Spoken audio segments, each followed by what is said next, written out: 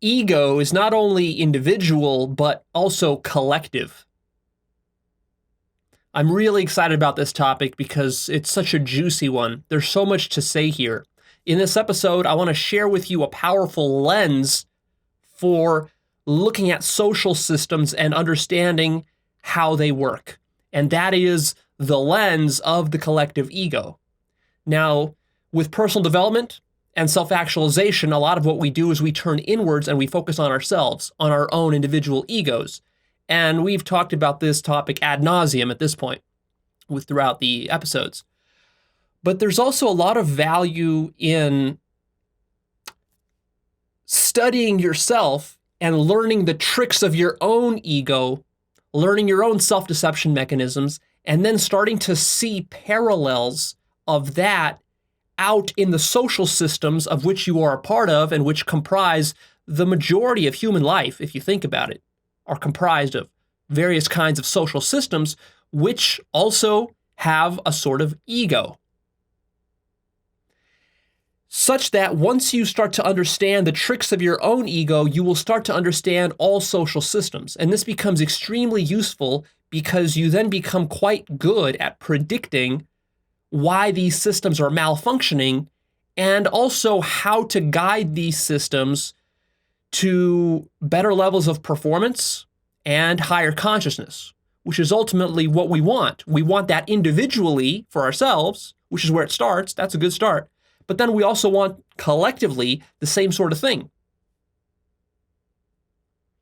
As a general principle of life, we can say that every complex system or group of people tends to exhibit ego.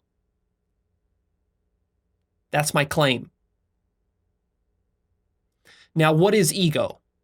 Well, of course, that's a loaded word, and there's hours of discussion we can have about that, and there's different perspectives we can take on it.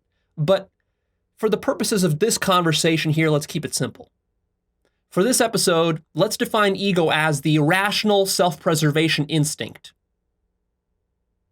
that a complicated system has. A human being has it. The human brain tends to exhibit it. But also social systems, which involve human beings, also tend to exhibit it. Now you might say, but Leo, why do you say it's irrational? Why is ego irrational? After all, what's irrational about self-preservation? But what's rational about it? Have you ever wondered about why you care about self-preservation and whether that's a subjective or an objective concern?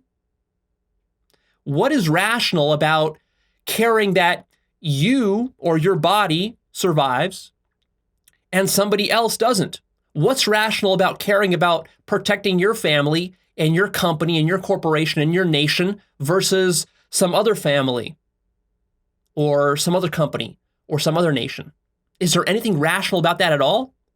No. If you were perfectly objective, if you took the universe's perspective, you would see that it doesn't matter whether you protect yourself or your family or somebody else. It doesn't matter who survives, because in the end, they're all going to die. This ego game that you're playing, it's going to end. Nobody wins this game. Has that sunk it in yet? Self-preservation is highly, highly irrational. There's no reason why your human life is worth more than an insect or a tree or a rock or anything else. You need to start to think about reality in a much more impersonal manner and from outside of the human species perspective. Think of reality as a collection of things. Different organizations are happening. And unless you have a sense of self or a sense of ego, then an object doesn't care whether it lives or dies. Its own survival is completely irrelevant to it. For example, a rock doesn't care whether it lives or dies.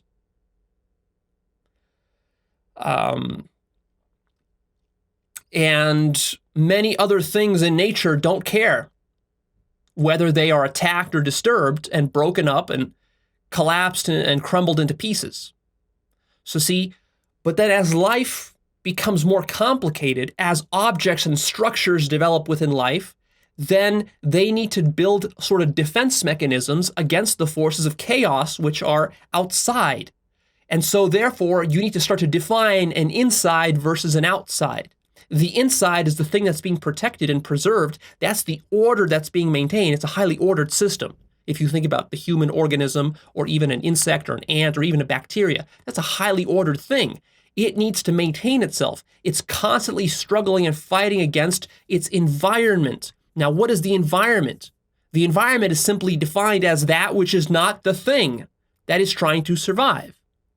So in a sense, every sufficiently complex organism needs to start to develop some sort of ego.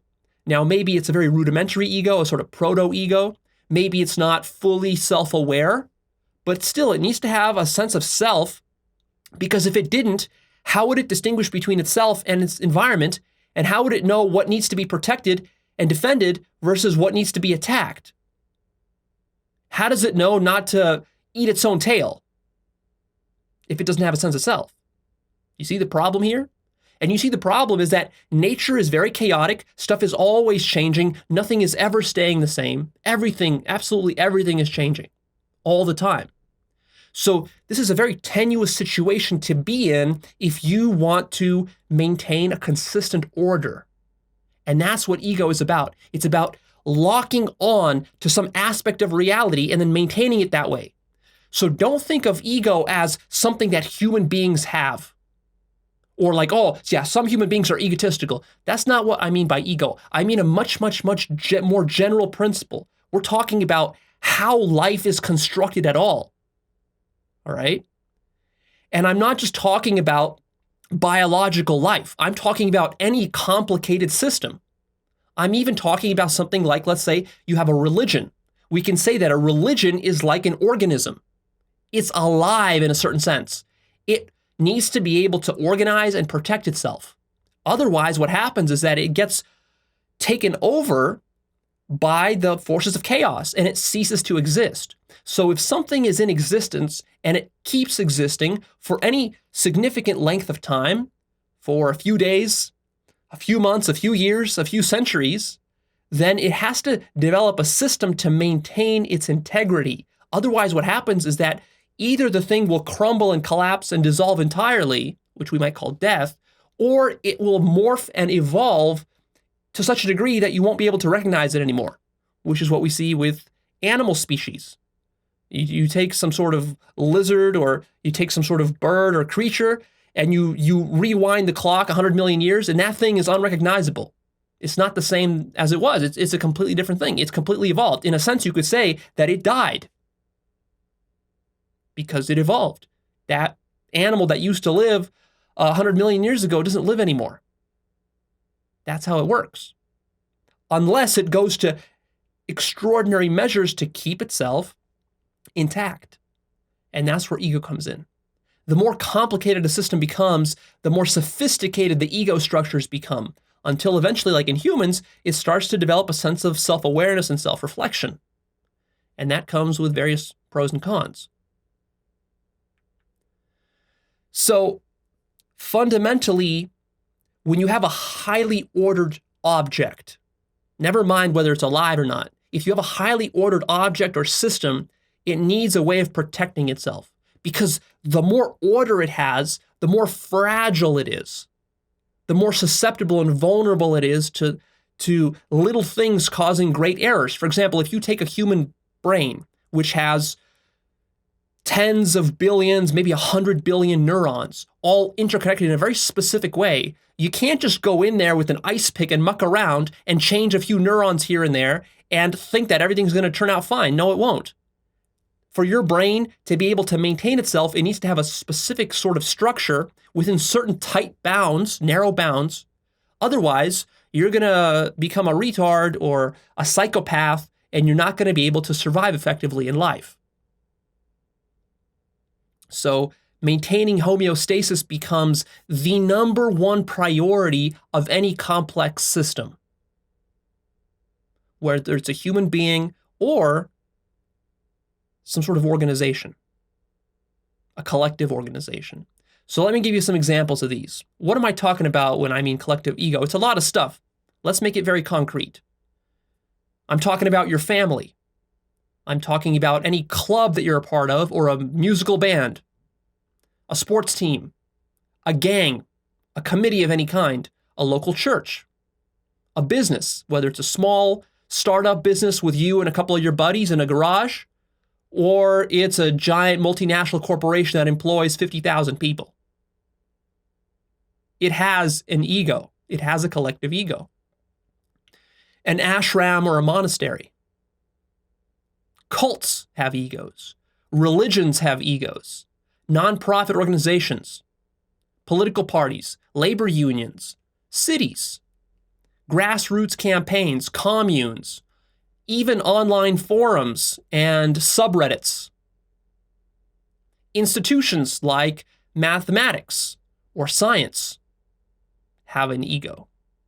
Universities, even entire professional fields, like you can take the entire professional field of doctors or lawyers or accountants, they will have a certain professional ego, collective professional ego, in addition to and above their individual egos. Of course, spiritual schools all have their own egos. Races and ethnic groups have collective egos.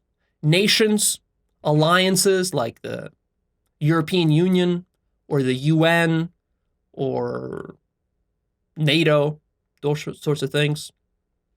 Even the human species as a whole has a collective ego. And then there are things which you would think wouldn't have an ego, but they sort of do, like culture tends to have its own ego. And even systems like language. And you might wonder, well, how can language have an ego? But in a sense, it kind of does. Have you noticed grammar Nazis? Have you noticed how people get really hung up on using language properly? And then there's different ways, different dialects, and people get really picky about what's the correct pronunciation for certain words. Certain dialects are minimized, while others are elevated in status. And then, of course, languages evolve and morph over time. You can't recognize what English is like from 500 years ago. It's hard to read Shakespeare, and yet that's English. That's because it's always evolving. And people are always trying to preserve language as it is. So in a sense, language is trying to preserve itself against the forces of evolution. And cancer is another good example of something that has a sort of proto-ego to it. Because what cancer is just these cells that start to multiply, but then they get out of hand, they multiply too much. And so they try to defend. When you attack these cancer cells and you try to kill them, they defend themselves. And they fight against that. So they have a sort of sense of self. And the entire earth as a whole, you could say, has a collective ego. Of course, not all complex systems exhibit ego. Your computer doesn't have an ego. Your car doesn't have an ego. Your house doesn't have an ego. But then again, these technologies are very new, relatively speaking. Computers and cars have only existed for about 100 years. Who knows where they will be in 1,000 years? In 1,000 years, maybe even sooner, maybe even in 100 years. Your computer or your car or your house, it gets so complex that it starts to have an ego.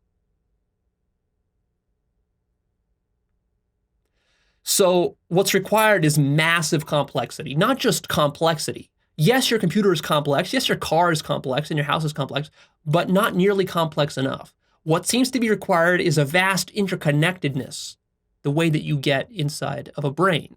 The brain is the perfect example of this sort of massive interconnectedness.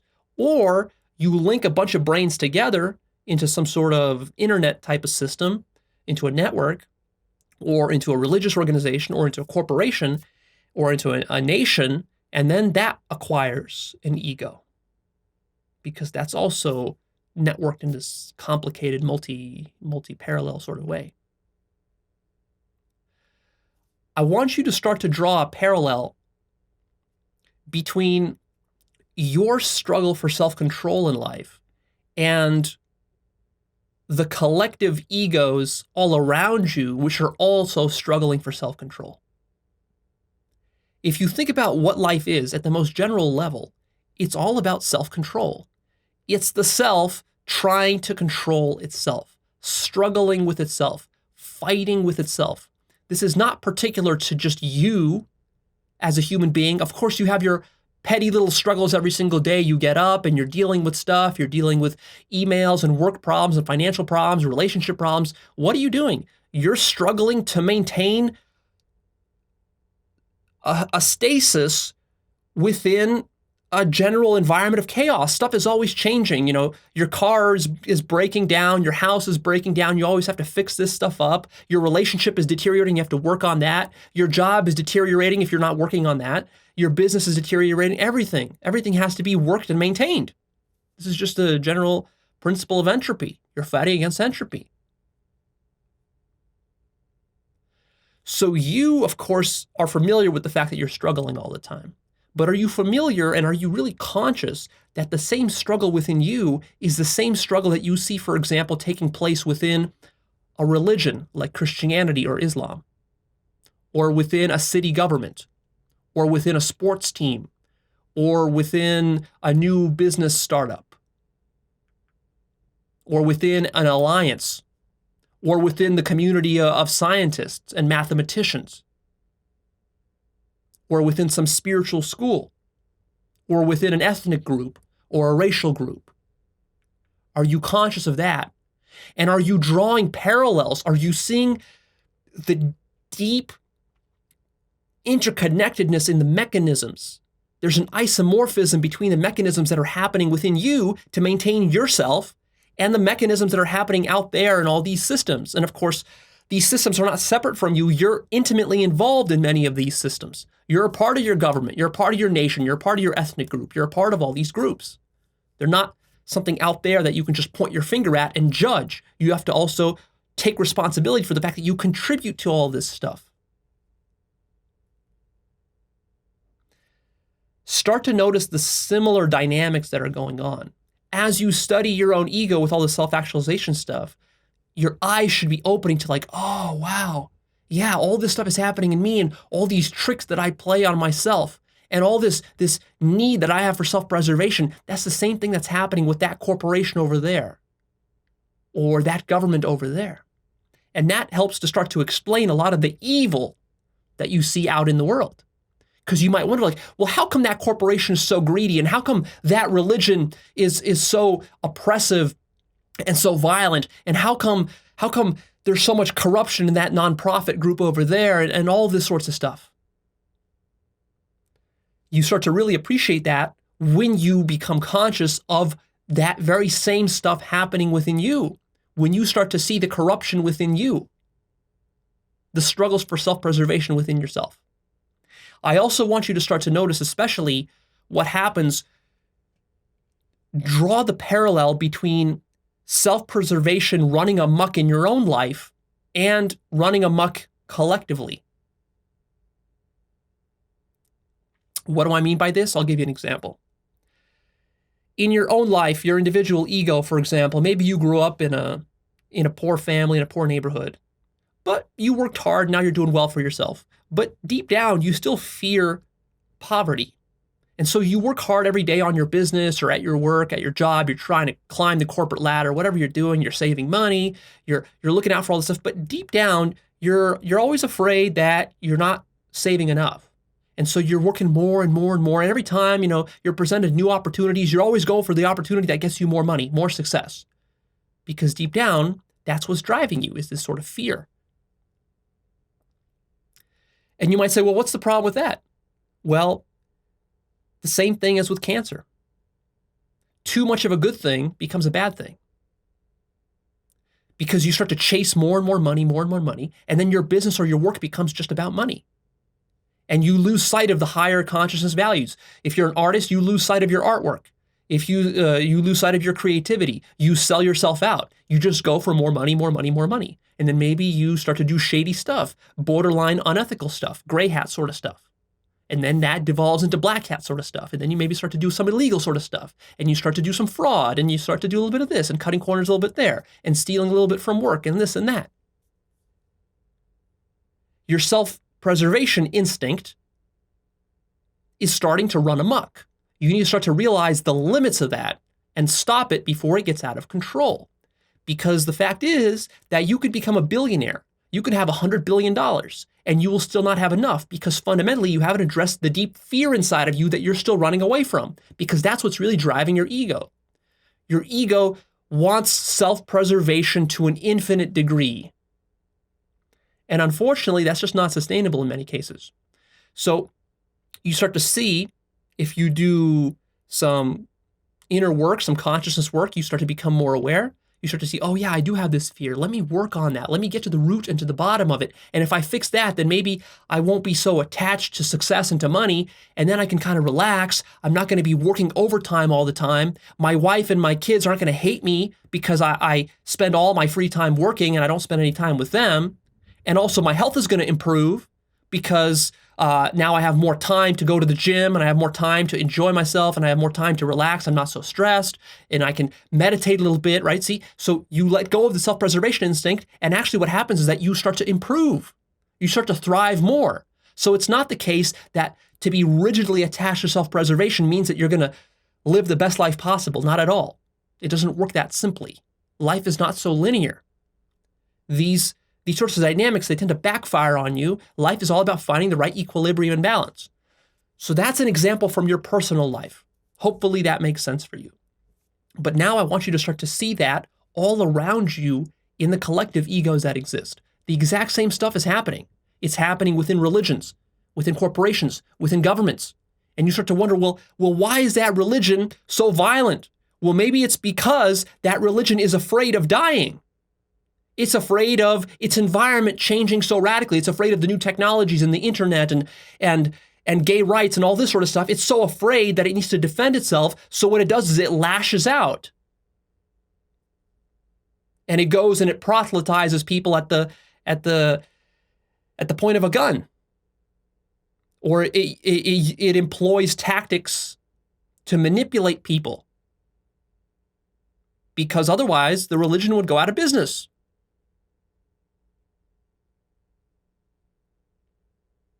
Start to draw those parallels.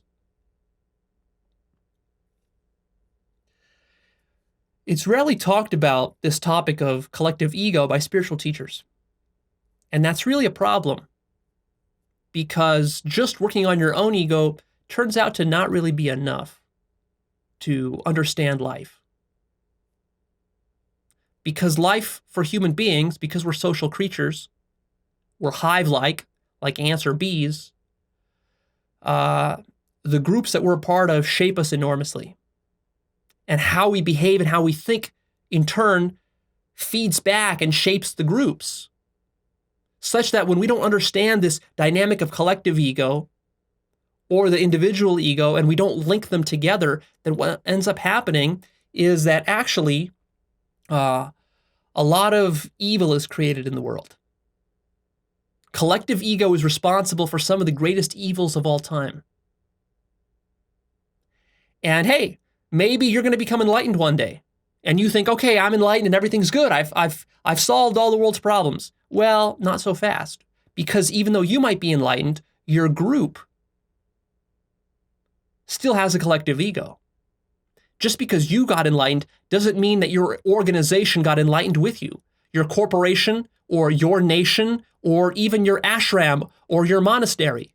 Just because you're a Zen monk who got enlightened in a Zen monastery does not mean that your Zen monastery now doesn't have a collective ego. Oh no. And it's very easy for you to come under the collective pressure of that ego, because you're at the whim, in a sense, of these larger forces that shape society. And thus, even though you are enlightened, just because you're going along with the flow, it will carry you to some great evil. And there's many examples where that has happened to people, even enlightened people. Individual human beings, if you meet them face to face, most of the time, they're pretty kind and decent people. Now, of course, there are exceptions. Some people, you meet them face to face and they stab you in the eye with a fork because they're psychopaths or they got something else going on with them. There's definitely that possibility out of billions of people. But most people, they're pretty decent. Most people have a sense of compassion because they are connected to their heart. They don't just think with their mind, they're also connected with their heart, and they're not cold-blooded. But in groups, that's another matter. When you get human beings into groups, even though the human beings might have heart, when they come together into a group, they sort of give themselves up to the collective ego of the group. The problem is, though, that the collective ego of the group is very mechanical. The collective group of a religion, for example, doesn't have a heart. It doesn't have a conscience.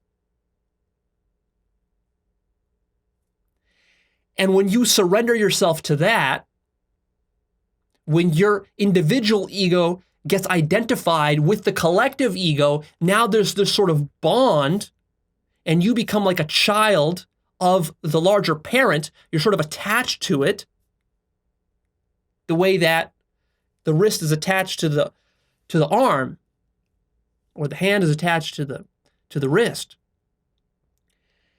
such that now I move the hand or the arm, and the hand moves along with it. And that's when a lot of great evil can get done. Human beings can turn into monsters.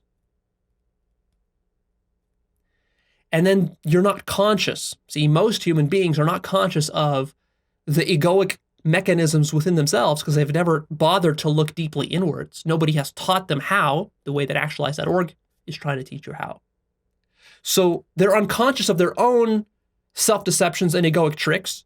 And therefore, of course, they're extremely unconscious of all the egoic tricks of all the groups that they're a part of.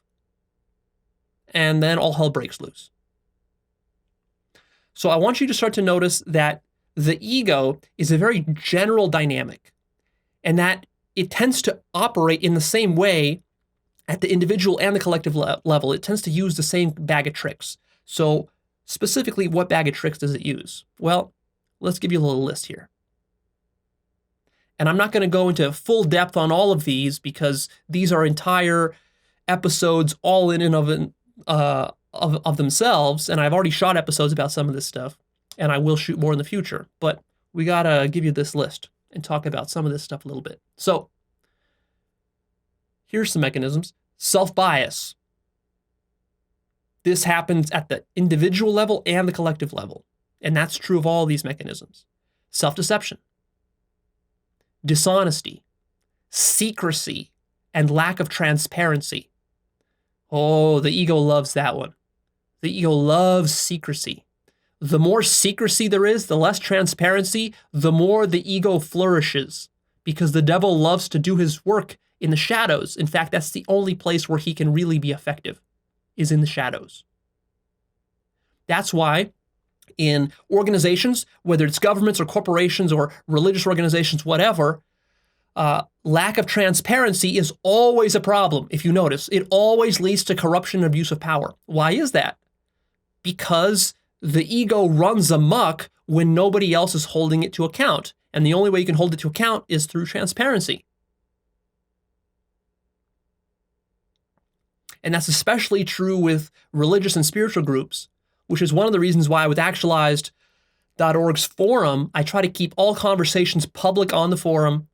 We don't have any side discussions, private chat groups, or any of this kind of stuff, because I know just how much corruption potential there is there. You have to moderate that stuff, and it has to be open. When the stuff is open and it's fully transparent to everybody, that's what keeps it from festering and getting infected. But then people love to form little splinter groups, their own little private chats, and all this sorts of stuff, and then that can quickly get out of hand. So see, that's just one little area of application there. And now, of course, whatever organization you're a part of, you can apply that to your organization. And you can see that there are tendencies within an organization to become more and more secretive, less and less transparency, give less and less information by a government, for example, to its population. And as soon as that starts to happen, you know what's coming next, something pretty evil. Double standards is another mechanism of the collective ego. The ego loves to set up a standard for itself, which is much laxer than the standards for other egos out there. And that's what allows the ego to start to judge others, is these double standards. So judgment is the next mechanism, huge mechanism. If you notice, collectively, these groups, these collective egos, they love to judge. Every religion loves to judge every other religion. Every spiritual teacher loves to judge every other spiritual teacher. Every school of mysticism and enlightenment loves to judge and criticize all the other schools as being inferior for whatever justifications they have. And it doesn't matter. The mind and the ego will come up with an infinite number of justifications to justify absolutely any position. The justifications of the mind and the ego, or the collective in this case, is simply anything that serves its self-preservation. It doesn't matter what the truth is. The number one thing is self-preservation. And that's where judgment is used.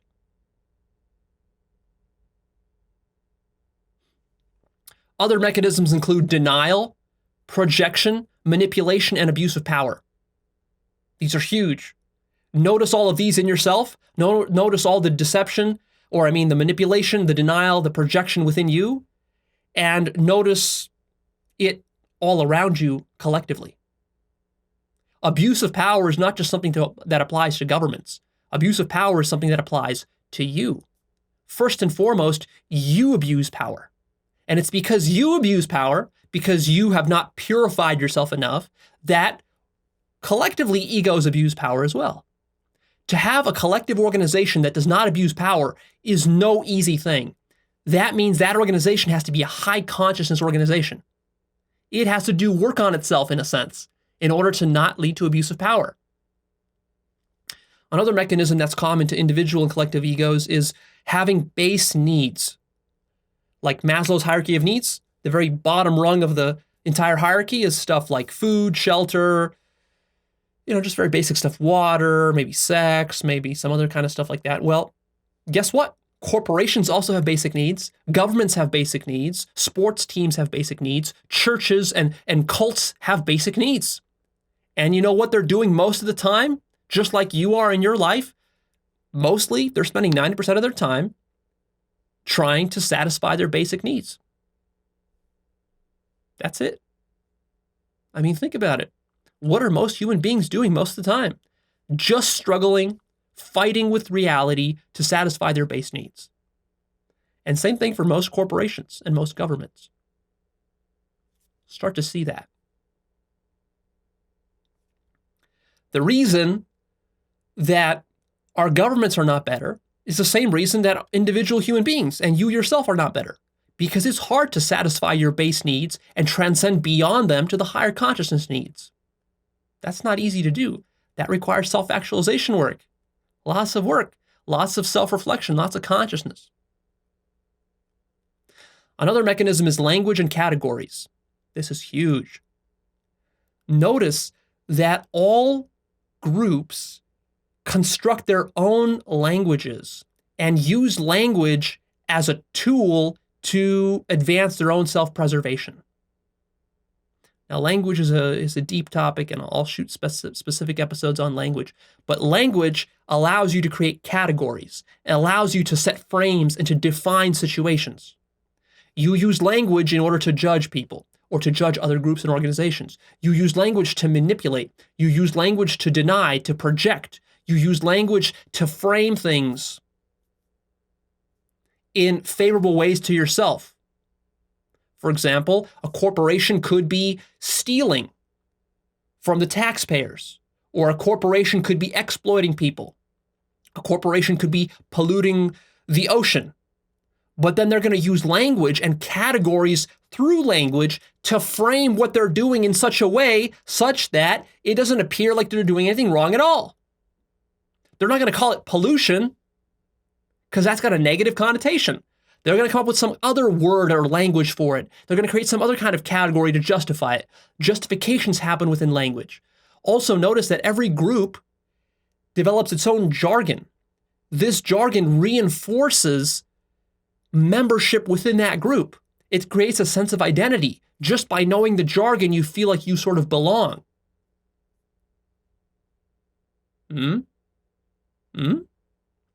Because language isn't just language. Language comes with an implicit metaphysics.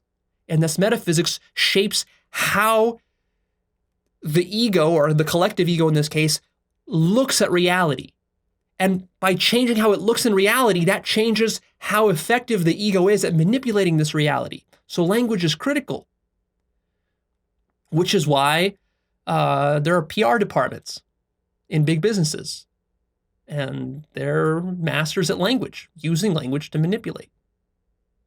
Just like individual human beings. Notice how you yourself use language to manipulate. You use language to manipulate your spouse, your girlfriend or your boyfriend, your children, your parents, your boss, your coworkers. You use language to do that. Language allows you to lie. And lying is key for the ego. Because the ego fundamentally is based upon a lie. The ego is a lie. The ego is the lie that you drew a boundary around some corner of reality and said, okay, this is me, this is what's important. That's entirely a lie.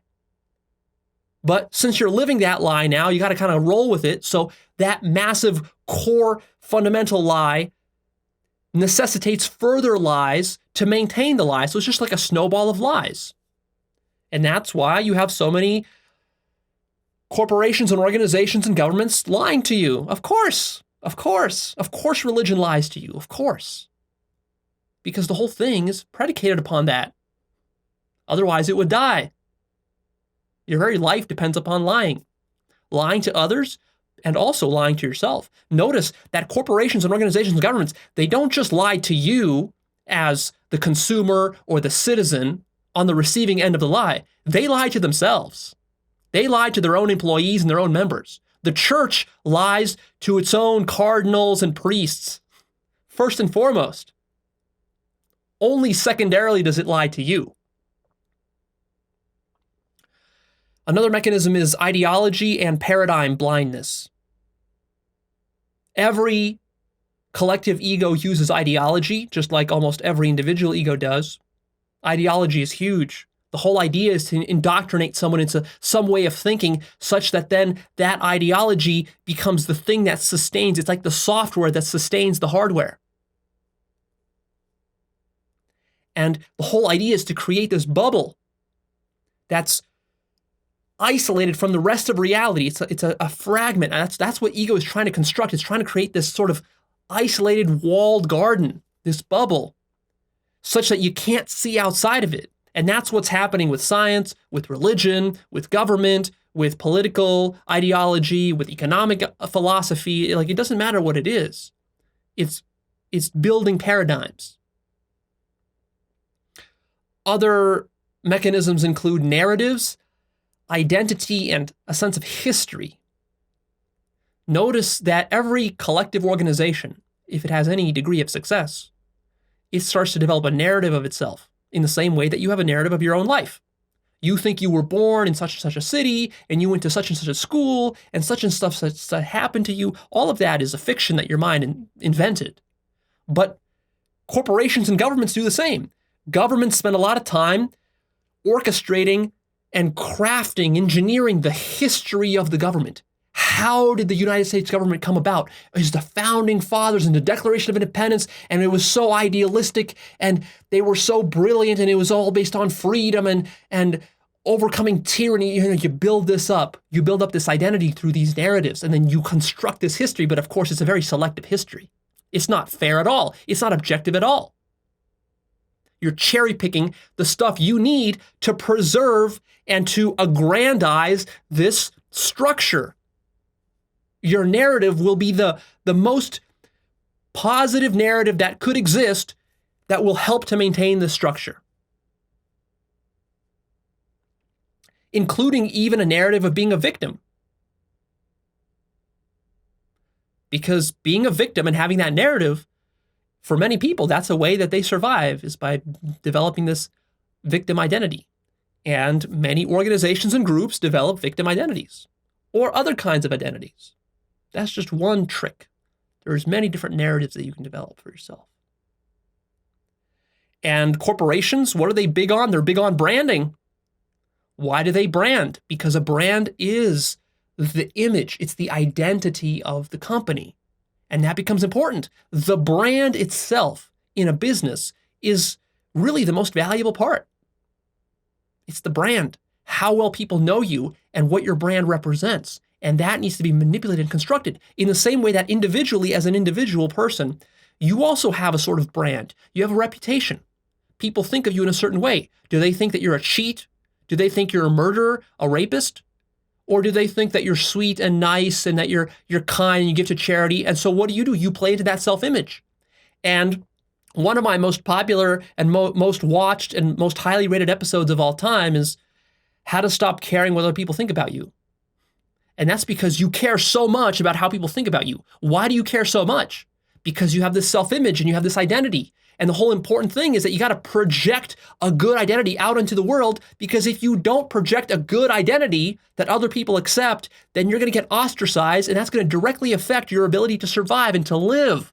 Your very life depends on your identity, the identity that you project out into the world, which is why so many people present a false front. They lie so much to construct this pleasant identity, whereas deep down inside, they're so screwed up and so neurotic that they're not even honest with themselves about what their true identity is, because they just buy in. It's just easier to buy in the projected outward identity. Same thing with companies. Companies bullshit themselves all the time by creating this nice identity. They'll run ads that they're nice to the environment, they're nice to this, they're doing this, all this lofty stuff. But then deep down, when you look at what's the company actually doing, what they're doing is their identity is just greed, rampant greed, and exploitation in many cases. That's it. For most companies, that's their whole identity. But I mean, will they admit that to themselves? Of course not. Never. They buy into the projected identity that they put out there for the rest of the world. Why wouldn't they? Because that's the identity that makes them succeed. Another mechanism is tribalism, this sort of us versus them mentality, defining an us, defining a them, and having enemies. Oh, this is huge. Notice that individual people have enemies, but collective egos, organizations, corporations, governments, they all have enemies too. Every religion has an enemy religion. Every spiritual teacher probably has an enemy spiritual teacher. Every government has an enemy government. Every sports team has an enemy sports team. Every corporation has an enemy corporation that is going to kill them. Of course, because when you are living as an ego in an environment where there are other egos, one of the biggest threats to your survival is other egos similar to yourself. So in a sense, the more similar someone is to you, the more they can encroach on your territory, and that becomes a problem. And that's where this tribalism comes in. Another mechanism that collective egos use is rewarding loyalty and punishing disloyalty, threatening to outcast you as a heretic, someone who has broken their orthodoxy. What is that about? That's about making sure that they don't have too much dissent within the organization. If some element of a complicated organization is starting to stir up a revolution, what do? You kick them out. You don't let that thing metastasize and turn into a cancer and take the whole thing over. That's too much of a threat to the homeostasis of that system. You kick them out. So you need to have mechanisms to isolate, to find those people immediately and to demonize them, to ridicule them, to marginalize them and kick them out. And the final mechanism I'll give you here, which by no means is the end of the list, but for this episode it is refusing to self-reflect. Just like as an individual, you don't like to self-reflect. Well, guess what? Corporations, governments, these collective egos, they hate to self-reflect too. Get a large company like ExxonMobil to really self-reflect about the environmental impact, the economic impact that they are having on the world, their carbon footprint. Get a religion like Islam to really self-reflect about the way that it operates around the world. And I'm not just picking on Islam. You can pick any religion. It's the same deal for any religion. Or really, for that matter, any organization. Get a nonprofit. Get the most charitable nonprofit, whatever organization, whatever charity you love. Get it to really self-reflect. Good luck. Good luck. That's hard. And if you are an individual in that organization and you try to get them to self-reflect, what do you think they're going to do to you? Are they going to listen? Are they going to say, oh, how wonderful that you wrote me this memo? Like, let's say you wrote a memo to your CEO of your company. Oh, let's self-reflect and let's really think about whether we're charging people too much money and whether maybe we're exploiting our workers and maybe we should raise our minimum wages and maybe we should not dump so much pollution into the ocean. Yeah, good luck. Good luck. You're going to get fired. Of course you will. So now let's go through some examples, some concrete examples of collective ego across various domains of life. So first, let's look at religion. Islam, which I recently talked about in a separate episode, is a really interesting one. Great example. Certain elements within Islam, and Islam is a big tradition. There's a lot of diversity there, so we have to be careful not to overgeneralize. But small minorities, some radical minorities within Islam, are trying to build an Islamic caliphate. That's what ISIS is trying to do. And they're firm believers. They've got a certain ideology. Now, that's a small percentage of overall Islam. So now there's a sort of battle going on within Islam between the more moderates and the more radicals and different factions, and all this is starting to get fought out. But fundamentally, what is Islam trying to do? Islam, whether it's radical Islam or moderate Islam, doesn't really matter. It's trying to grow because it's an ego. And ego is not just interested in maintaining itself. It's also interested in expanding itself like a cancer. So if you're a moderate Muslim, you still want Islam to grow. You're still converting other people to Islam because you believe in it. And if you're a radical Islamist, well, then you're really serious about it. And you want it to grow in a particular way. You want it to grow in a particular direction, your direction, because you have a certain conception of it. And so now there's this sort of battle going on there, you see? And that's all ego. That's what that is. And Islam needs tools to defend itself from attack from outsiders and also from insiders. See, there's always a threat from the outside and also, in a sense, from the inside. In a sense, most systems, their greatest threat is actually not from the outside, but being sabotaged from some faction from the inside, which is why there's such a strong emphasis on orthodoxy and maintaining power. See?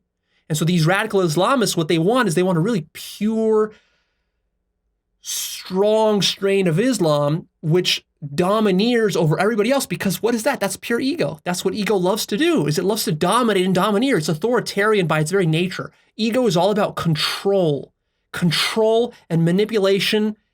Damn the costs, because the ego doesn't care about whose toes it steps on, whose head it chops off, or what it does. It doesn't really care. At least not when you have the most pure form of ego. Now, as your ego evolves and it becomes more conscious, more self-aware, and the boundary between itself and others starts to dissolve, then the ego gets moderated. It's no longer as hostile. You see, the less ego you have, the more likely you are to want to dominate somebody else and control them. Because the less ego you have, the more you realize that control is an illusion. There's no such thing as control. You're not in control of anything. You're always going to lose. Ego will always lose. Eventually, Islam will be completely gone and dead, no matter how hard you try. I'm sorry, that's just the truth. That's not just true of Islam. That's true of every religion.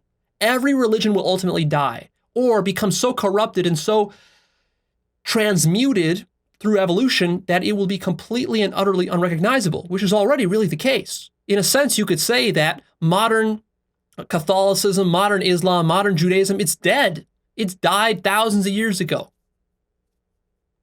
It's the opposite of what it used to be. How about the example of the Catholic Church? Let's not just pick on Islam here. Don't think that I have a bone to pick with Islam. This is true of every single religious institution. The Catholic Church, look at what it's doing. It's using denial, classic mechanism, denial to deny the fact that its priests have a problem with pedophilia. That's how it defends itself. It's completely in denial about it. It tries to sweep that under the rug in the same way that you would as an individual. If you found out that you were doing something nasty in your own life, you would deny it. Of course you would. In the same way that if you're getting out of your car in a parking lot and you accidentally hit the neighboring car with your door and you make a dent, what are you going to do? Are you going to, and let's say nobody sees you, so it's just you, only you see it. Are you going to be conscious enough and really compassionate enough to leave a note on the other guy's car with your phone number and let's say your credit card number so that they can get their money back?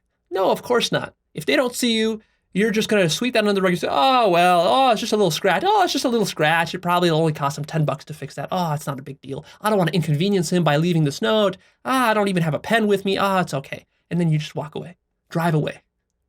That's exactly what the Catholic Church does. And of course, it also wants to expand as well. That's why you've got missionaries all around the world converting all sorts of people under the threat of a gun, destroying cultures, destroying families, just for the sake of promoting the Catholic Church, the Catholic ideology. Huh? And then you got the Spanish Inquisition. And what's the Spanish Inquisition about? It's about rooting out the corruptors of the one true ideology. And so you got that. And all the dirty tricks that the Catholic Church has played throughout history, which pretty much every religion, every church has played throughout history. We all know them well. Those are the exact same tricks that you play in your own life, individually. How about Scientology? Scientology is a very egotistical religion. It uses all sorts of highly manipulative tactics to control its members, to brainwash its members, to extract huge sums of money from its members to the point of bankrupting them, discrediting ex-members. Anyone who leaves Scientology is discredited. They use blackmail to pressure ex-members and all sorts of stuff to keep them silent. It's classic egotistical behavior. And in a sense, it has to do that in order because it's afraid. It's afraid of what? It's afraid of dissolving. What's going to happen to Scientology if it doesn't use all these methods? If it actually has some heart? Well, maybe it'll actually become more popular. But for that to happen, it would have to release its fear. But the people running it are all afraid. They're all clinging to their egos. They're not at a high level of consciousness. That entire organization has a very low level of collective consciousness. And therefore, it's doing the dirty stuff that it does. And it's because of that, ironically, that it's probably going to lead to its own self-destruction. Because more and more people now are finding out about this bad reputation. It's ruining its brand. Now you talk about Scientology to most people, they don't want to have anything to do with it. Because of all the bad stories, all the bad publicity. Right. That's exactly what happens. That's what happens to an individual when he's a liar, a cheat, a manipulator, and he's domineering. Same thing happens. Eventually people find out, you develop that reputation, and then you can no longer do business near that person anymore. No one wants to do business with you. Now, of course, let's not just pick on religion. Let's pick a little bit on science as well. You might say, Leo, but that's all religion. Yeah, of course, religion is full of collective ego. Yeah, it's really easy to see the collective ego in religion. It's a little bit harder with science. Most scientists are so in denial that science has a massive collective ego. How so? Well, science is not about truth, you see, the way that people assume. Science's number one priority, because it's a collective ego, is self-preservation. Science's job is to maintain, develop, and defend the existing paradigm of science, which in the 21st century now happens to be materialist reductionism. Science is in denial about consciousness. Science is in denial about psychedelics. Science is in denial about altered states of consciousness. Science is in denial about mystical traditions and spirituality. Science is denying evidence of the paranormal, which clearly exists. Science tries to fragment reality. Very sneaky. This notion of fragmentation is a classic egoic technique. It separates reality into domains. The physical sciences, the biological sciences, this kind of science, that kind of science. And then, of course, science and academia has to be carefully isolated from spirituality, from mysticism, from philosophy, from something else. Carefully, everything's isolated, such that when you go into a scientific conference, you start talking about mysticism, they kick you out. They're not going to listen about non-duality. They're not going to listen about parallel. No, they're not going to listen to you, because they're going to say, even if they believe you, they're going to say, well, yeah, maybe you're right, but that belongs in the domain of religious studies. Right? Because the ego is fundamentally about fragmenting reality. It's all about fragmentation. Because the thing that the ego is fundamentally resisting is the fact that everything is infinitely interconnected. It's all one. But the ego, to maintain itself as an ego, the whole point of being an ego is that you're denying that everything is one. You're denying that everything is infinitely interconnected. You're saying, no, this is most important here. So fragmentation is a very handy tool. And science uses it masterfully. Masterfully. Universities have mastered this.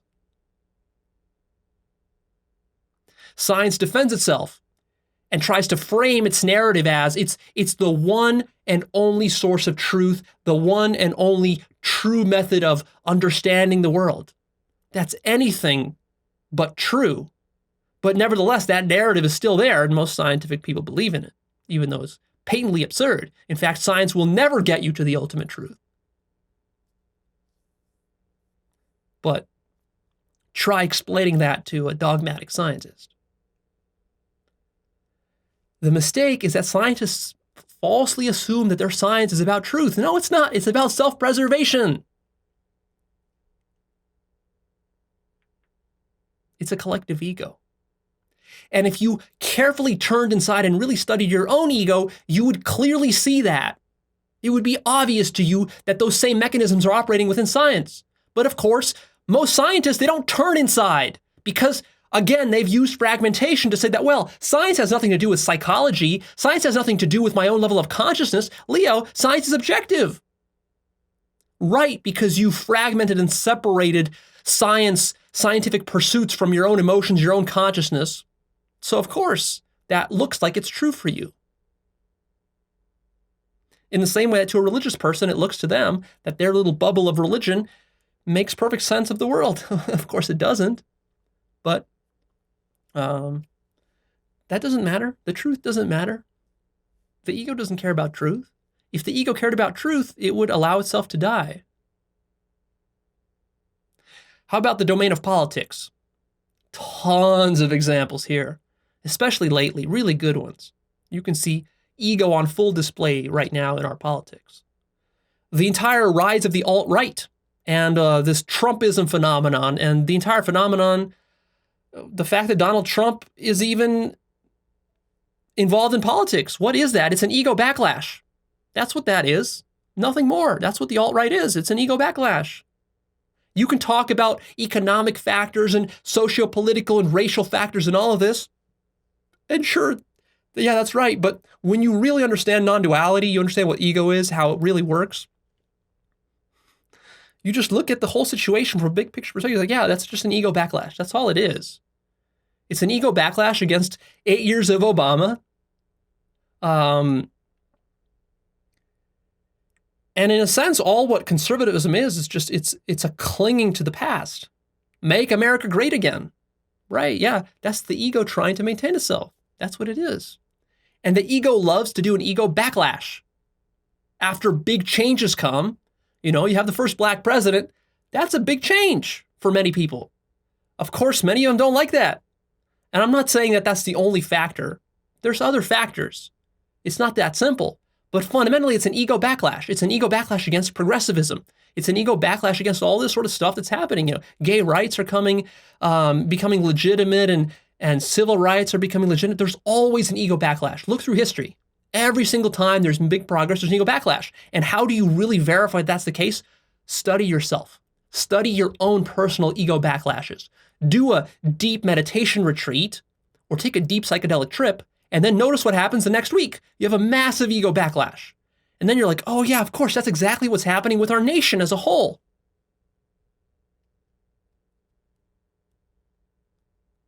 because there's only so much progress you can take, that a system can take before it destabilizes too much. It experiences an identity crisis. That's why we have these culture wars. Why culture wars? Because it's all about an identity crisis.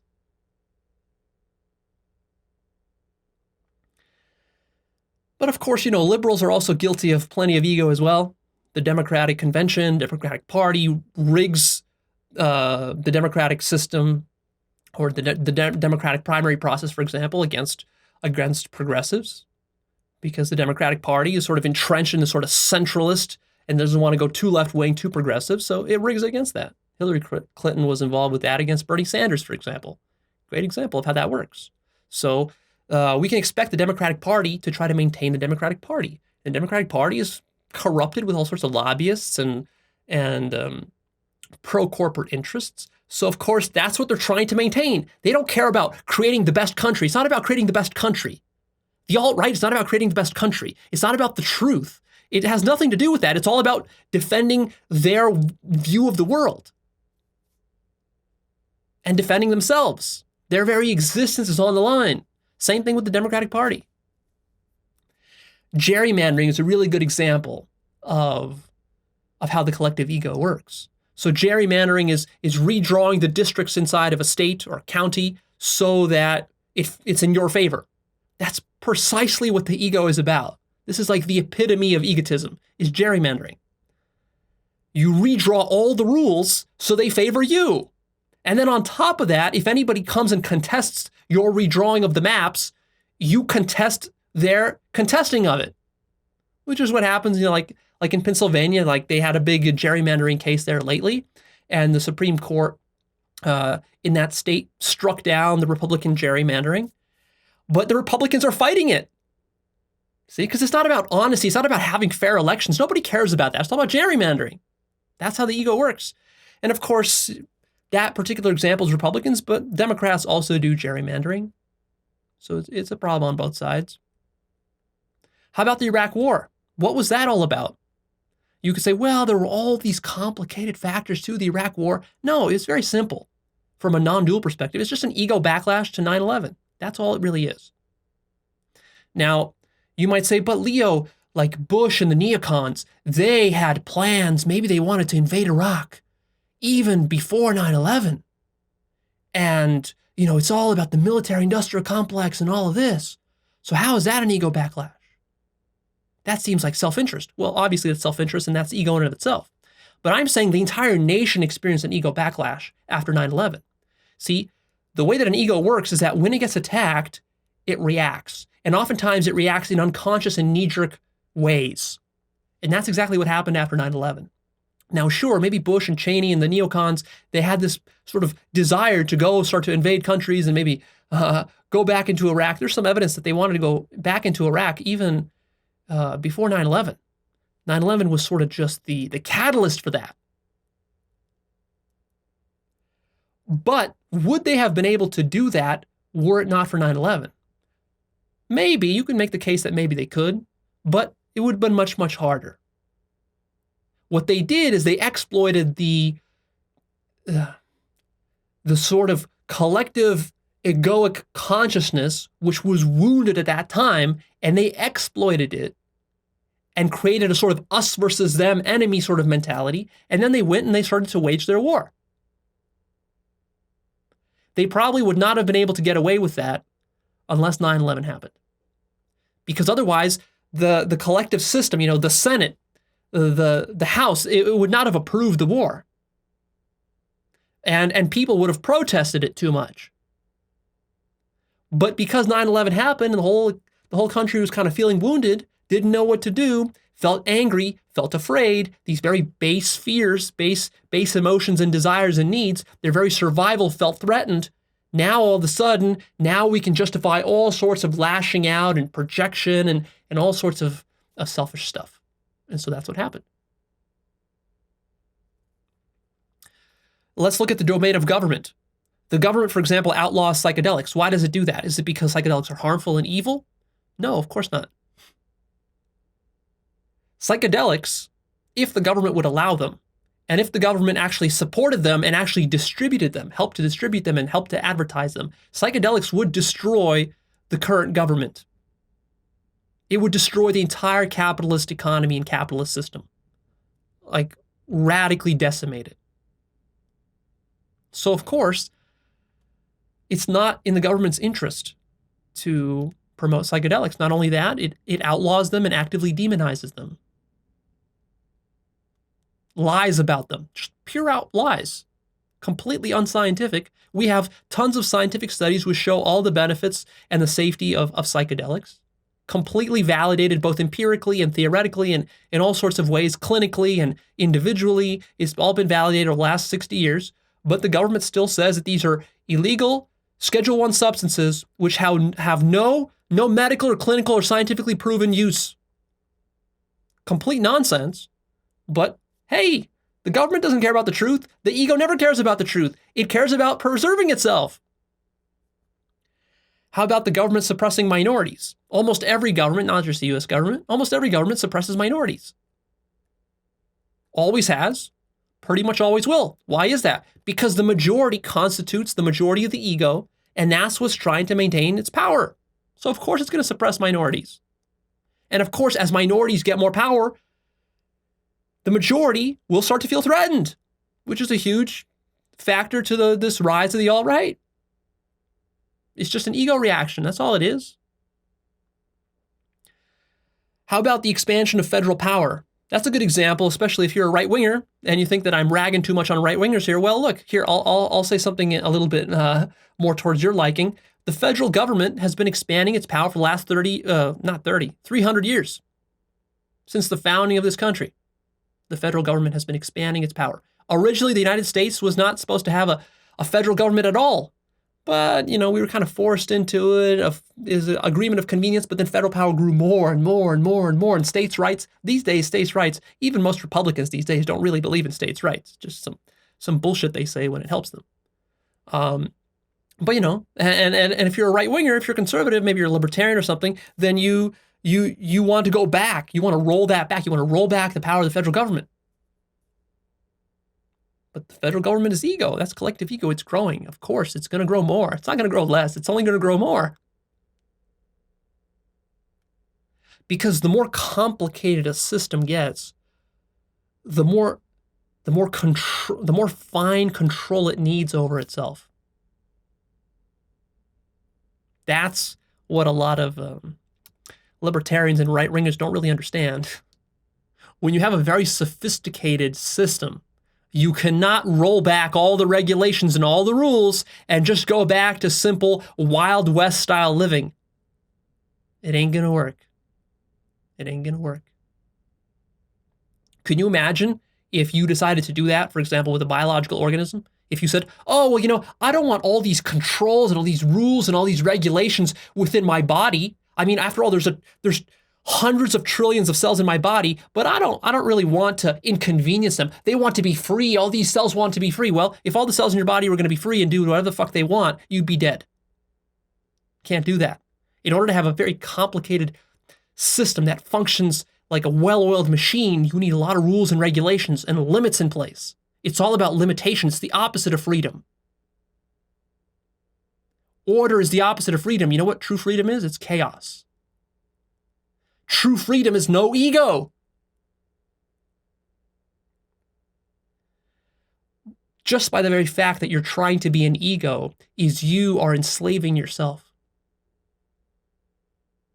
So everything you're doing, all these pretenses of freedom, it's a complete circle jerk. If you wanted true freedom, you would surrender to death. That would be true freedom. But of course, you don't want to do that. It was never about that. It was always about just defending your ideology. That's all it was. How about the CIA? We have a new CIA director who's being nominated lately.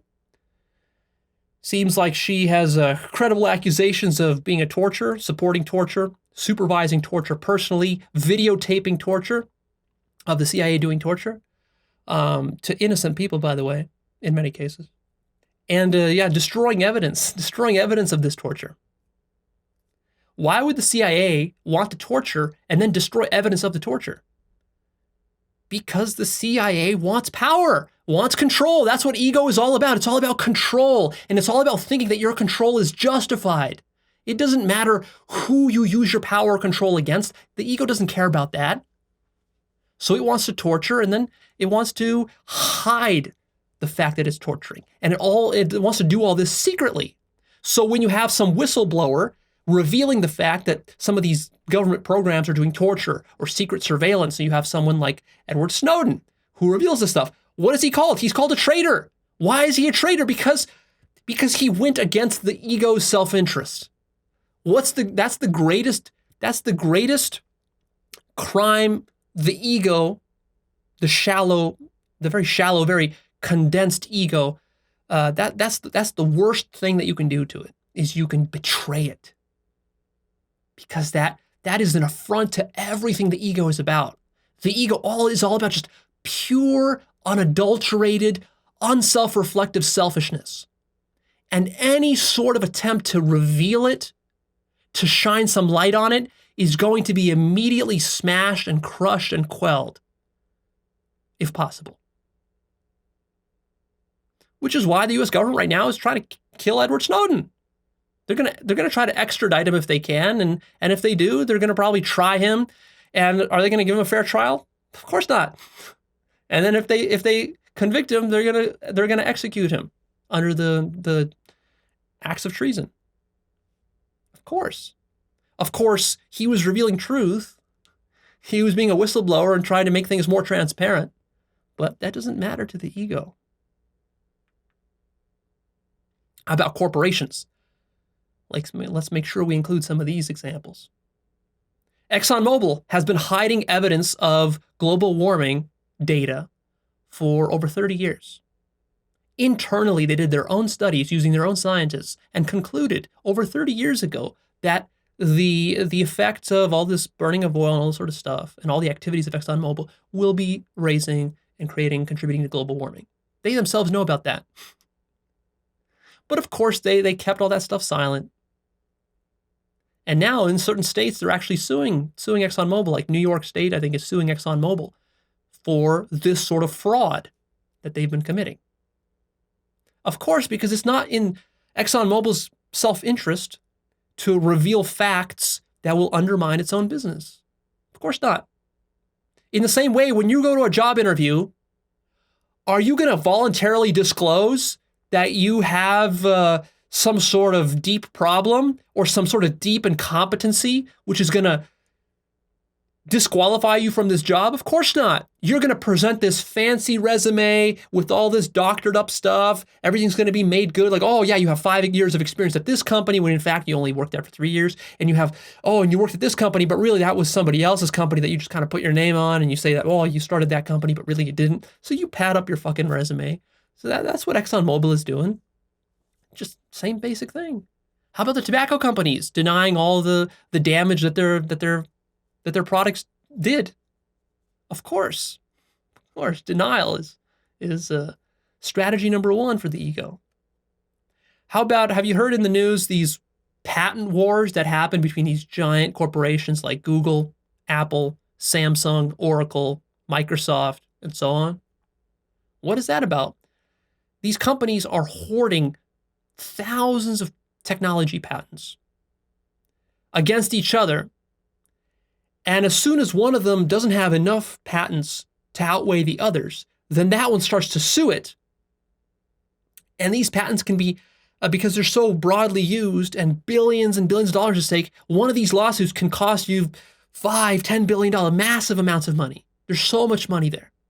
So they got teams of lawyers. They've got teams of hundreds, thousands of lawyers. These lawyers probably make millions of dollars a year fighting over these gigantic cases, all these patent wars. It's just like a cold war with patents, with technology.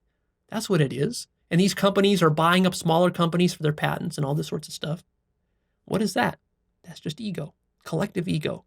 But I'll bet you this, these fancy Harvard and Princeton and Yale lawyers who get paid $1 million a year for fighting these cases, and they were straight A students. They went to school for dozens and dozens of years. They're very smart. They're very intelligent. I'm sure they're very good at what they do, and they think that that they really understand what's going on in life. But they don't even see that they're participating in this collective ego war, which is really no different than two hordes of barbarians fighting with each other. It's no different. Or two religious groups slaughtering each other in a genocide. It's no different. No different at all. And these people are earning a good, healthy profit every year from this. But are they conscious of their participation in this larger dynamic? No, they're not. Because if they were, they would stop doing it. How about lobbying that goes on in the government? Our government, American government, is completely corrupt with legalized bribery, basically. That's what lobbying has turned into. And of course, that's what the ego loves. The ego loves to bribe somebody for a favor, loves to get special favors, special treatment, loves to rig the rules in its own favor. Oh, loves that. Anything to destabilize the playing field, that's all that the ego is about. It's all about destabilizing reality to favor itself, to favor its self-preservation and its expansion. Imagine if the cancer cells inside of your body were able to reprogram the epigenetics inside your body such that your body would actually feed the cancer cells more. Make it grow even more. That's exactly what's happening with this, with lobbying in America. And it might lead to some disastrous end results. How about various kinds of philosophical and ideological movements? Like pickup is popular today. The pickup movement, the men's rights movement, MGTOW, the MGTOW movement, the red pill movement. What is this about? This is pure fucking ego. That's all it is, pure ego. It's all about control, how to control and manipulate and create an ideology that makes you so blind to your own selfishness and narcissism that you start to flaunt your narcissism as though you're proud of it. It's pure devilry is what that is. How about the new atheist movement? This is exactly the same thing, just collective ego. What is Sam Harris doing? What is Christopher Hitchens doing? What is Bill Maher doing? What is Daniel Dennett doing? Lawrence Krauss, these new atheists. They think they're so sophisticated. It's just another collective ego that's being built up. Another ideology defending itself, protecting itself, writing books. It's not about truth. It's about promulgating this ideology. Of course, all under the clever disguise of being for the truth and against the dogma and against the collective egos of the religions. See how tricky the ego is? It's a master of trickery. It's a thing of beauty how much trickery there is in the ego. It's so efficiently tricky. It's tricky in so many ways. The multitudes of its trickiness are really something that only God could accomplish. How about, have you watched this new documentary that I mentioned on my forum? I'll also mention it on my blog about Osho's Commune in Oregon. It's a really interesting documentary. It's available on Netflix. Go check it out. It's pretty new. But yeah, they talk about how this commune developed, and Osho was an enlightened master, but then this commune of his developed in Oregon, and you see all the shenanigans in this documentary. They outline all the shenanigans, all the stuff that went wrong with the commune. It was a complete disaster towards the very end. It only survived for about 4 or 5 years, but it's really interesting all the stuff that happened and how it was all justified, and all the details of that. Crazy stuff. But what was that? That was collective ego, pure collective ego. That's why that thing collapsed, even though he himself was enlightened, which is why I say, just because you're enlightened doesn't mean you're immune. Osho suffered from this stuff, even though he was enlightened, because even though he was individually aware of his own ego, and maybe he transcended that. Maybe he didn't fully transcend it, I don't know. But then he really didn't appreciate the problems with collective ego. that we're building up around him. And his irresponsibility and lack of consciousness in that area led to some some crazy shenanigans. How about online communities? Are you a part of an online community? Maybe a forum, maybe a subreddit, maybe some sort of, any online community. Political or non-political, video games, doesn't matter what it is. Notice how much collective ego there is within these online communities. How much people fight and debate and get into flame wars about all this sorts of nonsense. And they use all the tricks of the ego. Manipulation, lying, projection, judgment. I mean, yada, yada, yada. We've mentioned them all already. So that's the list of mechanisms. That's the list of examples. Let's take a quick intermission here. You don't go anywhere, and I will be right back. All right, let's talk now about the principles, the core principles of the collective ego. Principle number 1 is that the number one priority of a group is always to defend itself. Not truth, but the opposite of truth. Falsehood and the preservation of a boundary of separation. Fragmentation is the number one priority of every group, not the truth, not unconditional love, not consciousness, not goodness and benevolence. All of that is antithetical to ego. So pragmatism always prevails. And in fact, pragmatism is the chief vehicle for delusion and egotism, contrary to what many scientific and rational people think. They think that, religion is so impractical, it's so philosophical and lofty. If we just made everything secular and highly pragmatic and materialistic and hard-nosed and just strictly empirical, that would be the most truthful way to live. No, not at all. Pragmatism is what you're talking about. Science is pragmatism. Religion is also pragmatism. Politics is pragmatism.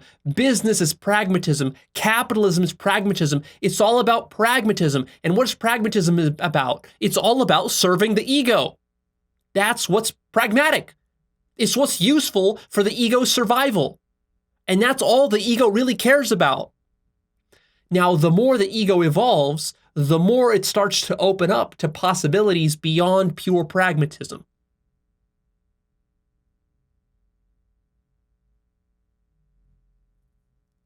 Which is why science and rationalism is not a solution to any of these problems. More science, more rationalism, more materialism just leads to more pragmatism. It does not get you to truth. Another principle of collective ego is that it's all about increasing control and leverage. If you have a free market, which doesn't ever really exist, but let's just imagine the libertarians' ideal of free market capitalism. What happens? Every party seeks maximum control and leverage until some parties completely win out and dominate over all the others. That's what happens. Or at least that's what happens if they all behave egotistically forever, without end. Now, of course, in reality, it doesn't quite happen that way because actually the ego ends up eroding itself, just like a cancer. So a cancer doesn't succeed in taking over everything, because if that happened, reality would just be monopolized by one ego. And reality is designed in such a way that it seems like no one ego can get a monopoly over absolutely everything. But the ego will surely try. It will surely try until it is killed. That's its tendency. And you can count on that. You can count on the ego to manipulate without any moral compunctions or any compassion to serve its agenda. And you can count on the ego becoming blind to the collateral damage that it creates, which is the source of all evil. If you're concerned about evil, you should be concerned about your own ego and how you contribute with your ego to the collective ego of all the groups that you are a part of. And that will be the ultimate solution to all the evil in the world. Principle number 3 is that the consciousness level of the members of a group basically determines the consciousness of the group. So a corollary is that if you want to improve the group, if your question is, well, Leo, how do we use all these ideas to improve our groups? Well, you want to make them more conscious. And how do you make them more conscious? Well, that's a deep topic. There's a lot that can be said about that I really don't have time to go into here. But just some clues for you. Study how to make yourself more conscious. Struggle and fight with your own ego. And as you do that, you will learn the patterns and the things that raise your own individual consciousness. And you can then start to probably apply many of those techniques to group dynamics. Now, of course, you could probably expect that group dynamics will have additional factors because they're not completely identical. So in fact, you could have an entire science. If you wanted to, if universities were really open-minded, they could actually develop an entire subfield of just studying how to raise the consciousness of collective egos. And that would be of enormous practical value and benefit to mankind, is to do a rigorous study, a testing. You do empirical testing, not theories, not ideologies about what you think will work, but actually do empirical testing on groups of various kinds, from corporations to churches to governments, to see what techniques actually raises the consciousness of the group. Now, of course, raising the individual member's consciousness is perhaps the most direct way. For example, if you took the entire country of Russia and you forced everybody in that country to practice yoga for 5 years, that would raise the consciousness of the entire country. Radically. The country would never be the same again. For the positive, in that case. Now, of course, the fact that you're doing it at gunpoint would be a problem in itself because that's not a conscious behavior. You can't consciously really force people to do that, but it's just a random example. So that's something to keep in mind, especially if you're a leader inside of an organization. Another principle of collective ego is that the group will always resist the raising of its consciousness. And in fact, it will perceive the raising of its consciousness as the greatest threat to its existence. So not only will the group not want to listen to your proposals for how to raise the consciousness of the group, but it will actively attack you, demonize you, ostracize you, and in the most drastic scenarios, kill you for attempting to do this. That's precisely where all evil comes from. The resisting of the raising of consciousness. Why is that? Because the ego is an illusion. It's based on falsehood. To raise consciousness is to bring more truth, more light, shine more light on the shadow. As you shine more light on the shadow evaporates and disappears. The shadow, if it wants to remain a shadow, which is what's happening here, it's going to lash out and attack and resist the light, even though the light is the best thing that could happen to it. But because it's ignorant, because it is the shadow, because it is the devil, because it is the ego, it misconstrues every attempt that is made to help it. Which is why consciousness is very difficult to teach. You can only teach consciousness to people who are on board with the program of raising their consciousness. And even then, it's still very tricky. But if a person doesn't want to listen to it, no, it's not going to work. They're going to lash out at you. In fact, a corollary principle is that you will experience ego backlash. So whether you're a teacher of consciousness or whether you're trying to reform your school, you're trying to reform your government, you're trying to reform your sports team, you're trying to reform your nonprofit organization or your religious group or whatever, you will experience massive resistance and you will experience backlash. You will make changes and improvements, and then it will collapse and slide back down to its original homeostasis. And so the process of improving an organization or a collective ego is the same as improving an individual one. It's a sort of back and forth, painful process. It's 2 steps forward, 1 step backward. And sometimes it's 2 steps forward and 3 steps backward. And then again, you have to start all over again. And that's how it works. So don't get discouraged. Just like with yourself individually, the key is persistence. And also the key is not making too much change too quickly. If you introduce too much change into a government, what's going to happen? They're going to throw you out. That's if they're nice. In many places in the world, they'll kill you. If you introduce too much change to a religion, they'll kick you out. Or in many places in the world, they will kill you. This isn't a game. This is life and death. This is not a game. That's what people don't understand about this. I mean, it is a game in a certain sense. But to the ego, its survival is not a game because its survival is its entire reason for being.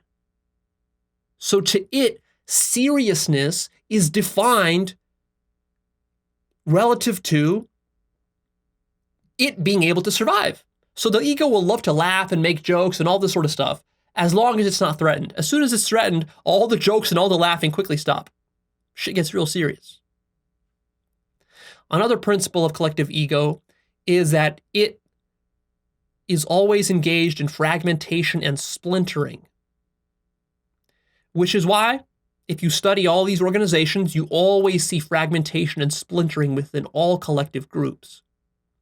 So if you have a corporation and it becomes successful, what's going to happen? There's going to be splinters off that corporation. People are going to leave. Factions are going to break out. Factions will break out and start their own companies. This sort of stuff will happen. If you have a religion or you teach mysticism, what's going to happen? Eventually, your community is going to split off and splinter, and they're going to become adversaries. That's happened with every religion, every spiritual tradition ever, and it will continue to happen. If you run an online forum, there's going to be a tendency for that forum to break off into factions. If you run a government, there's going to be secessionist movements. And so on and so forth, because that's what the ego loves to do. It's fighting with itself. It's always fragmented. It's based upon fragmentation. It's sort of like, I don't know, if you had like a chronic liar, you would expect him to lie all the time. He's constantly lying, you see? And the more he lies, the more he has to lie to maintain his lies. Well, it's the same way with ego. It starts as a fragment, you're fragmenting reality, and then it has to keep fragmenting because that's sort of its modus operandi, and it can't stop. It can't help itself. Another principle is that high consciousness groups outperform low consciousness groups in the long run. Because it seems that the more complicated you become as an organism, you need to start to notice your own shadow, your own footprint. Otherwise, you end up shooting yourself in the foot. A self-awareness and intelligence is required to be able to live without, for example, polluting your own environment. Like if you weren't fully conscious, let's say you were just like an animal who lived in a cage, and you would just keep pooing and pooing and pooing in your cage until your entire cage filled up with poo, and then you would die because you wouldn't have any space to live anymore. If we just kept supplying you with food, for example. See, the animal has to be intelligent enough to see that its own actions can lead to its own self-destruction. So like in the example of cancer, if the cancer was really intelligent and became self-aware, it would see that, oh, I can't just keep multiplying endlessly because I'm going to kill the host, and that means I'm going to kill myself. Oh, that means I have to moderate and balance my activities. I have to be aware of my own reproduction rate and control that, develop some sort of discipline over that, such that I don't exhaust this host. Oh, that would be a much smarter way to survive. Whereas if I'm just going to be a dumb cancer and I'm just going to multiply endlessly, well, I'm not going to live very long. I'm going to self-destruct. Low consciousness groups are defined by the following list of characteristics.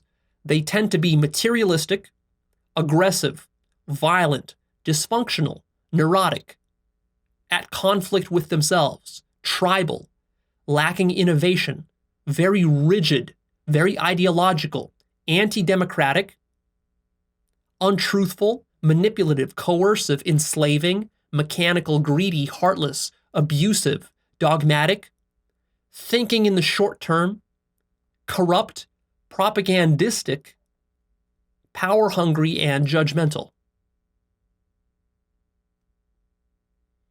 That's useful to know. And you can use that list to evaluate the level of consciousness of any group, and also any individual for that matter. Groups have various degrees of consciousness, just like individuals. And it's not just about having an ego or not having an ego. Every single organization or group that we've been talking about here must have an ego. So don't fall into the trap of thinking that ego is bad, ego is all evil. No, ego is necessary for a thing to exist.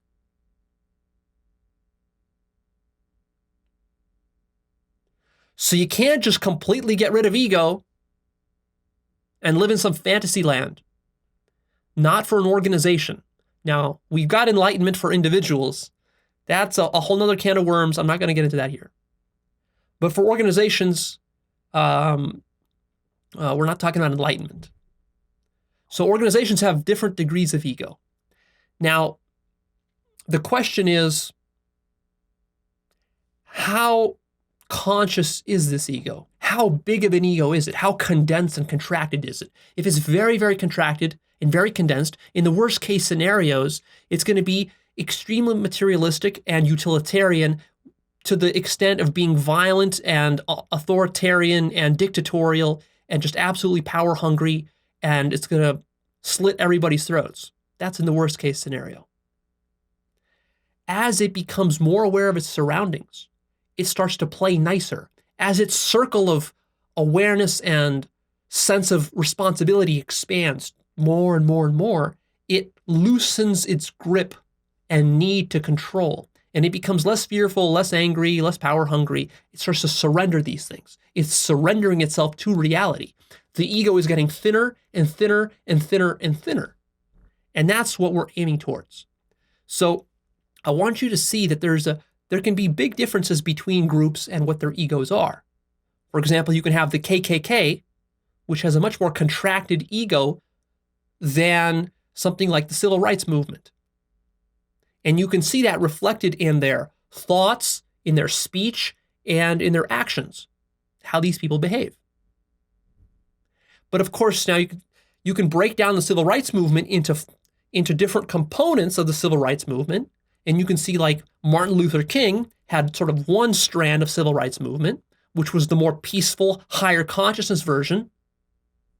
And then someone like Malcolm X had a more egotistical version of the civil rights movement, which was more aggressive, more prone to violence, and more similar to the KKK.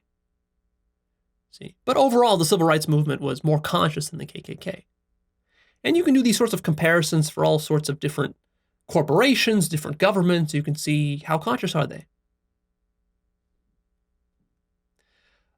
Take, for example, the Chinese communist regime versus Tibet and sort of the hostile takeover of Tibet that they did when communism was was starting to flower in China and in that region in the 1950s and 60s and 70s. China really oppressed Tibet. Why is that? Because these Tibetan monks, like the Dalai Lama, many of them were very peaceful and they were very spiritual, and they were not really interested in taking part in this materialistic, hierarchical, authoritarian scheme that these communists, the Chinese communists, were running, and that they're still running to this day.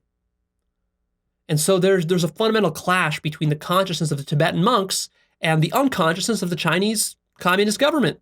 So of course there's going to be a clash. They're at different levels.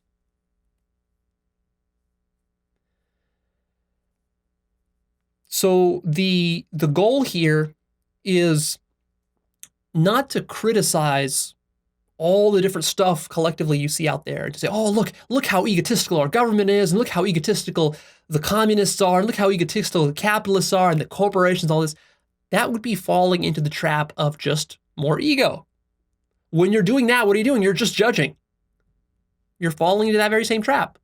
Instead, what you want to do is you want to just mindfully observe these egos in action in the same way that you observe your own ego in action. Start to draw these parallels and connections, and then start to see what's really going on and why it's going on, and develop compassion for it rather than judgment or anger. And from that, you learn. And from that, you're in a much more resourceful position to make changes.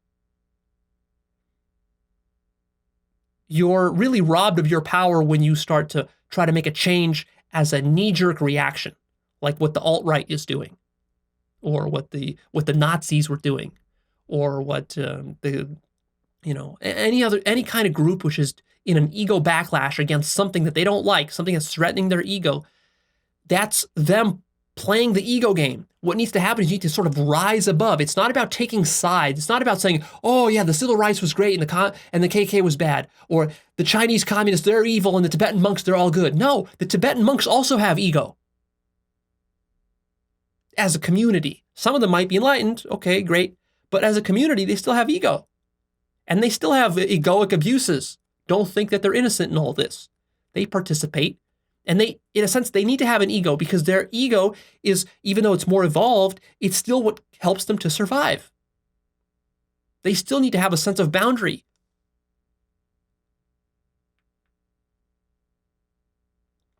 Everything we've been talking about here is especially important if you're a leader. And if you're doing this self-actualization process, then you are a leader. And I hope you see yourself as one. Leadership is not just about being some corporate titan or some CEO or some president of the United States or president of a company. You're a leader even inside your family, inside your relationships. You're a leader inside your small social circle of friends. You're a leader at work. And what leadership is really about is raising the consciousness of the people around you. The best leaders are the ones that have the most consciousness and are able to share and radiate that consciousness to others around them in a way which is productive and practical and doesn't put those people off. So judging people for not being conscious wouldn't make you a very good leader. A good leader would study techniques and methods for how to embody consciousness, him or herself, radiate that consciousness outwards in the face of all the selfishness and evil that exists in the world, and have enough strength to stand through all that and to insist on the truth and to spread the truth and to help people become more conscious. And that's your job as a leader. That's your job inside of a family. That's your job inside of your marriage. That's your job with your children. That's your job at work. That's your job in your political party. That's your job as a citizen of this nation or whatever nation you're part of or whatever committee you're sitting on. And that's what we really need to transform the world, is we need more conscious leaders who first master their own consciousnesses, embody that, but then also learn how to help other people embody that. It's one thing to be able to embody it yourself. That's a key step. You can't overlook that step. You need that. You cannot be a conscious leader just by preaching to people, but not being conscious yourself. The consciousness of your followers or the people around you that you influence can only rise as high as your own level of consciousness. That's important to remember. So that means you got to raise your own consciousness. And that's, for example, why over the last year or two with Actualized.org, I could have released, like I've been working on a course or two that I wanted to release. And, courses for me are great because they earn me good money. And so if I was purely focused on money, I would be pumping out courses nonstop. That makes me really good sums of money compared to just releasing free videos. Instead, what I did is I put almost all of my focus into deepening the free videos over the last 2 years, which you can probably notice. There's been a pretty big shift. And also into working on myself, on my own personal consciousness. That's taken up an enormous amount of time. I've probably lost over $1 million in the last 2 years, just as an opportunity cost by choosing to work on myself rather than working on my business to maximize the profits of my business, because I wanted to raise my own consciousness, because I know that to lead you and to help you to become as conscious as you can be, I myself need to be more conscious, because I can see in the way that I interact with all these people and like everything I do, I'm very conscious of the limitations of my own levels of consciousness. You see? And that's what you want to start to become aware of. So invest in yourself, but then investing in yourself alone is not enough. You also then need to teach yourself. Learn the techniques, study the books, take the courses, whatever, do the experimentation, the trial and error to learn how do you help other people raise their consciousness. And then you will truly combine your own success and growth with also contributing in the right way to society. And so now imagine what would happen if we taught people all over the world how to do that in every culture. That's how you create real change. Not by demonizing and nitpicking and criticizing. That doesn't work. When you do that, people get defensive. That doesn't help them to raise their consciousness. What I have for you to really bring all this home and to get the rubber to meet the road is I have a worksheet. I haven't done one of these in a while. This is a really good, juicy, in-depth worksheet. It's going to be very eye-opening for you, and it's going to take everything we've talked about and apply it to your own personal life. So it's a free worksheet. You'll find the link down below. Go click it, download it, spend some time seriously contemplating and filling it out. You'll get a lot of benefit and growth from that. And the last thing I'll tell you is just, what do you do with this stuff that we've talked about? You just start observing it in a non-judgmental way all around you, sort of like you're just a scientist just studying this phenomenon, and start making the connections between what's happening collectively and what's happening within you individually. And what you'll start to notice is that as you work on yourself, as you start doing yoga, start doing meditation, start doing self-inquiry, you start cleaning up your diet, you start becoming more mindful of how you relate to human beings, all this sorts of stuff starts to happen. You start to put your own life together. You become more conscious. You're going to start to see, oh yeah, it's hard to do that. No wonder people aren't doing this. It's hard. It's emotionally difficult. It's scary. It brings up emotions and anger and frustration and all this. Oh, could that be why our government is corrupt? For those exact same reasons? Could that be why corporations are corrupt? Because they're also afraid? Because it's also scary for them? Because they also have basic needs they need to satisfy? Because they're also addicted to things like money and power in the same ways that I am? And then you develop more compassion, more understanding. If all these conversations we're having are making you more angry and bitter about the world, you're doing it completely wrong. When you do this properly, at first it's a bitter sting of the truth. It stings because your illusions and fantasies are shattered. And you learn how little you really know. And you see how ignorant you really are. And you see how ignorant everyone else is around you. And that can be a little depressing sometimes. But you also start to see that you have a lot of potential and room for growth. And that starts to get you hopeful. And then you start doing these practices and you grow and grow and grow. And then you see the potential. And you see all the incredible potential. You see just how amazing our economy could be, how amazing our government can be, how amazing our corporations can be, how amazing your family, all these things. You see all the potential. And then you see that reality as we currently know it. And I mean, it's pretty good. Unless you're really living in some shithole, as Donald Trump says, it's pretty good. It's pretty good. 21st century society, even in the shithole areas of the world, is still pretty good. Way better than what it was 2,000 years ago, for example. 2,000 years ago in ancient Rome, 45% of the Roman population were enslaved.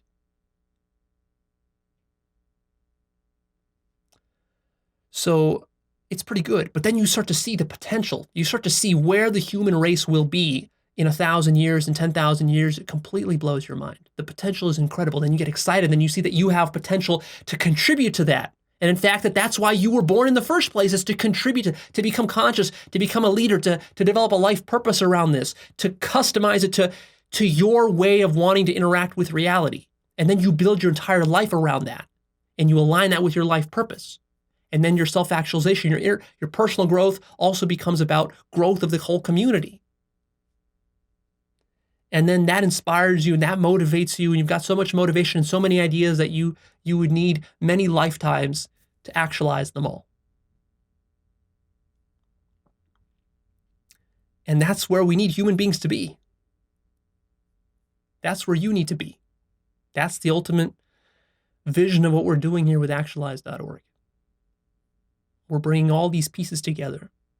And one of the things we're doing is we're turning ourselves into responsible citizens.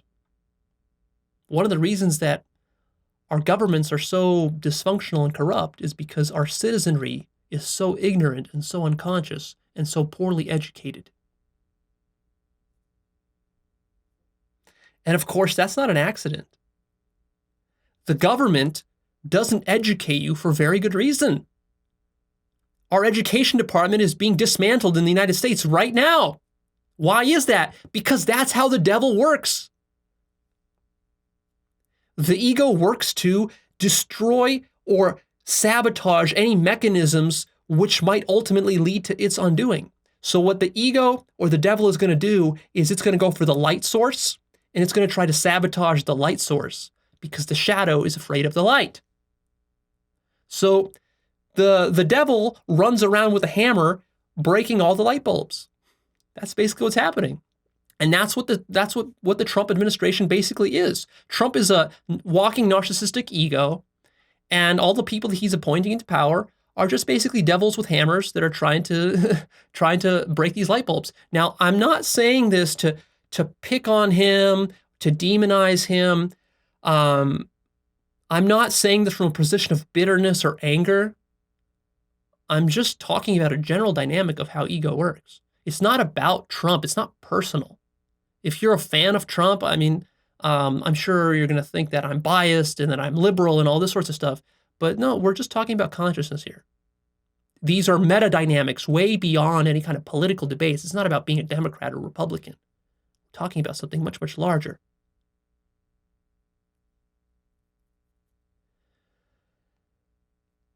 So there's a lot here. I hope you can see how much juiciness there is to this topic, so much detail. And I'm only still showing you the tip of the iceberg. I want you to follow up on all this and continue studying these examples, start coming up with your own examples to fill in the gaps. I sort of painted this with broad strokes. Now fill in the fine details and all the minutiae. It's going to start to blow your mind. You're going to start to see the matrix of reality that you're in. And that will be a little disconcerting at first, but also very, very empowering in the very end. And in the very end, you can transform yourself into an individual who really makes a positive difference in the world. All right, that's it. I'm done here. Please click the like button for me. Come check out Actualized.org. That's my website. You'll find some good resources there. Check out the book list for reading material to educate yourself about all the possibilities. And also I have books on there that talk about, for example, systems thinking. You definitely want to study and learn systems thinking and spiral dynamics if you are going to be doing this whole leadership thing, conscious leadership. And I'll be adding more of those types of books in the future as well. I update my book list a couple of times a year. I usually try to do it every 6 months with new books, and those are all free for those people who have already purchased it once. Check out the Life Purpose course. That's all about figuring out what your purpose in life is, your high consciousness purpose, aligning self-actualization personally with your career and what you're doing, and finding the kind of impact that you want to have in the world, and making sure that that's something that is your highest passion. Check out my blog. I post new insights and exclusive content there, and check out the forum where you can ask questions and talk to like-minded people. And lastly, stick around with me. We have a lot more amazing topics to cover. So many amazing topics. One set of topics that I want to turn my attention to in the future is talking more about social dynamics, how different social systems work. We're going to be talking in more depth about politics, about economics, about leadership, and we're going to be talking a lot more about spiral dynamics. I have one episode about spiral dynamics, which you should definitely watch, that will really help you to understand levels of consciousness and collective versus individual egos. That's very important. It's a very important model to learn. But there's so much to that model that I probably want to shoot an episode in the future, one episode per stage of the spiral dynamics model. So I'm probably going to shoot an episode about stage blue, stage orange, stage green, stage yellow, and stage turquoise. That's 5 stages. Those are the most important ones to talk about. So we can talk about in depth what every stage is, what its limitations are, how to outgrow it, and also in general, I want to talk more about how to take spiral dynamics and apply it more practically in your everyday life for growth. So I'm not sure when that's coming, but I definitely am excited to do that in the future. So stay tuned for that and much more.